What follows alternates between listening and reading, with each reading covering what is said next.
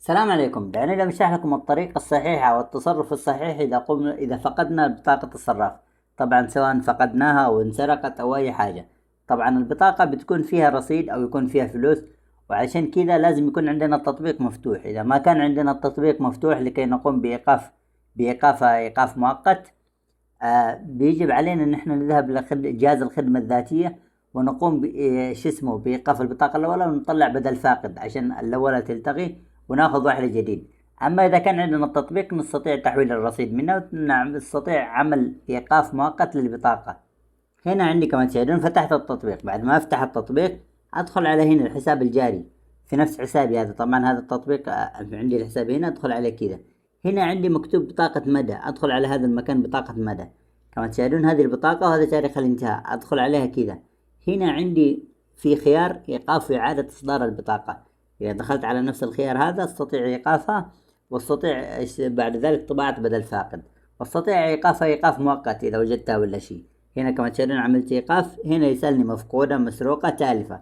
أنا من هذه بعمل مفقودة، لأن المفقودة ما أدري هي فين راحت، بس أعمل لها مفقودة من هنا. إذا كانت مسروقة لازم أعمل مسروقة. ليش؟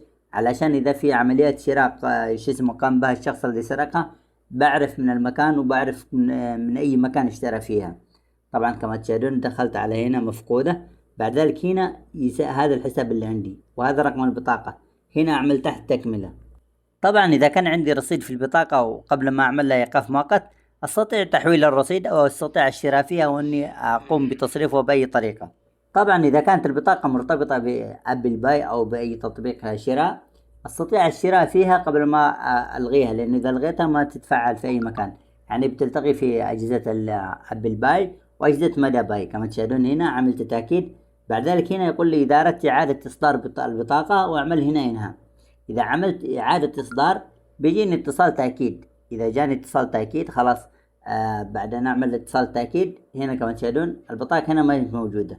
هنا عندي كما تشاهدون هذه البطاقة اللي موجود ملغي، حساب ملغي، البطاقة ملغية الآن.